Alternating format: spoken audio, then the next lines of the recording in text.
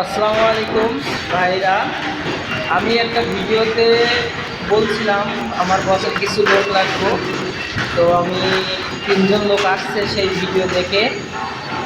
তো প্রথমত আমরা কংক্রিটের ডালে ড্রেনটা মারি, প্লাস্টার করি, সাউসুলাগুলো সমান করে নেই, তারপরে এই বেসগুলো মারতেছি। এখন যেটা আপনাদের দেখাবো, বেস মারার পরে কি করি, এটা ফিনিশ মারতেছি আমরা। এটা হলো আমার বোনাই।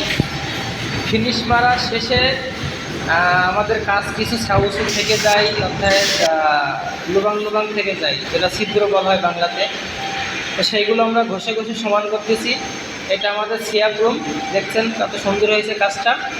তো যদি কেউ আপনারা কাজ করতে ইচ্ছুক থাকেন অবশ্যই আমাদের নক দিবেন। আর এই কাজটা ঘষতেছে আর কি, ঘষাঘষি চলতেছে, যাতে কাজটা ফিনিশিংটা ভালো হয় আর কি। কেউ যদি ইচ্ছুক থাকে